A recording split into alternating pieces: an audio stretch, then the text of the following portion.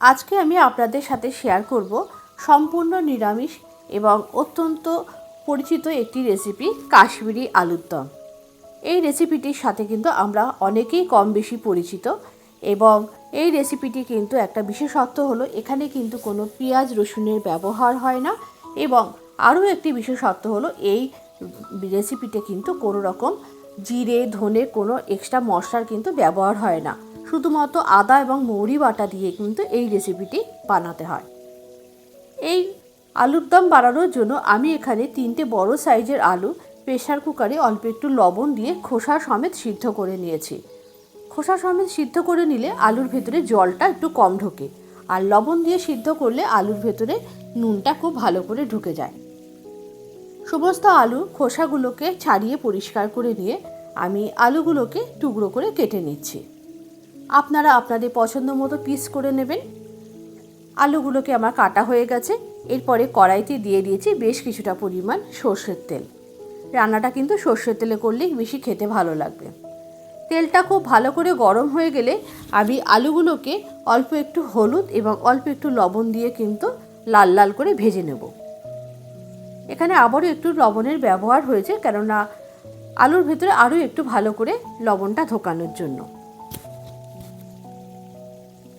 আলুগুলোকে লাল লাল করে ভেজে নেওয়ার পর আমি একটা পাত্রে তুলে নিয়েছি এবং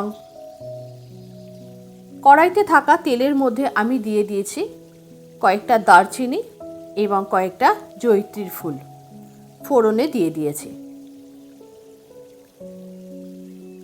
ফোড়ন দেওয়ার পর আমি এখানে দিয়ে দিয়েছি বেশ কিছুটা পরিমাণ হিং। আপনারা কিন্তু এখানে মৌরি ফোড়নও দিতে পারেন হিংয়ের সাথে। হিং ফোড়নটা অবশ্যই দেবেন। এরপরে দিয়ে দিলাম এখানে আদা মৌরি এবং কাঁচা লঙ্কা বাটাটা। খুব ভালো করে মশলাটা একটু কষিয়ে নিয়েছি একটু লবণ এবং একটু হলুদ দিয়ে। মশলাটা কষানোর পর আমি এর মধ্যে দিয়ে দিয়েছি 2টো বড় সাইজের টমেটো, কয়েকটা চীনাবাদাম এবং একটু টক দই একসাথে পেস্ট করে নিয়েছি। এখানে 2 টেবিল স্পুন মতো টক দই আছে, 2টো বড় টমেটো আছে এবং আছে 1 মুঠো চীনাবাদাম। আপনারা চাইলে কিন্তু কাজু বাদামের ব্যবহারও করতে পারেন, কিশমিশও দিতে পারেন চাইলে। মশলাটা ভালো করে কষানোর পর আমি এখানে নুন হলুদ দিয়ে ভেজে রাখা আলুগুলো দিয়ে দিলাম। দিয়ে এবার সমস্ত মশলা খুব ভালো করে ধৈর্য ধরে অনেকক্ষণ ধরে কষতে হবে।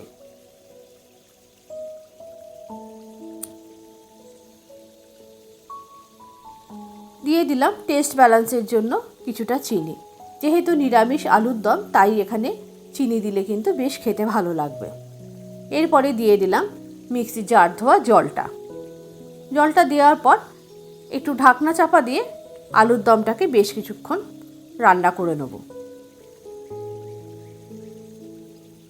এরপরে এর উপর থেকে ছড়িয়ে দিলাম কয়েকটা চেরা কাঁচা লঙ্কা আর দিয়ে দিলাম বেশ কিছুটা পরিমাণ ধনেপাতা।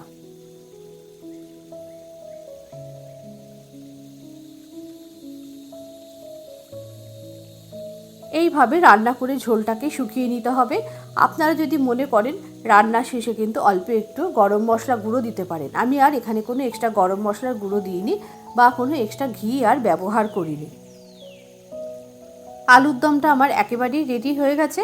আলুর দমটা আমি একটা সার্ভিং প্লেটের মধ্যে তুলে সার্ভ করে নিলাম। এই রেসিপিটা কিন্তু আপনারা পোলাও, নান, পরোটা, লুচি, রুটি যে কোনো কিছুর সাথে কিন্তু এই রেসিপিটা আপনারা সার্ভ করতে পারেন। আপনারা যদি কখনো লং ট্যুরে যান এই রেসিপিটা কিন্তু রান্না করে নিয়ে গেলে এই রান্নাটা কিন্তু অনেকক্ষণ ভালো থাকে। আজকের রেসিপিটা আপনাদের কেমন লাগলো অবশ্যই একটু কমেন্ট করে জানাবেন। যদি ভালো লেগে থাকে অবশ্যই একটু লাইক করে বন্ধুদের মধ্যে শেয়ার করে দেবেন। আর যদি ইউটিউব থেকে দেখে থাকেন তাহলে অবশ্যই একটি চ্যানেলটা সাবস্ক্রাইব করে নেওয়ার জন্য অনুরোধ রইল। আপনারা বাড়িতে অবশ্যই এই রেসিপিটা ট্রাই করবেন। আজকে এই রেসিপিটা কিন্তু আমি কুলচার সাথে সার্ভ করেছি। আবারও দেখা হবে পরবর্তী ভিডিওতে আর একটা নতুন রেসিপির সাথে। আর কুলচার রেসিপিটা আমি আপনাদের পরের ভিডিওতে শেয়ার করে দেবো।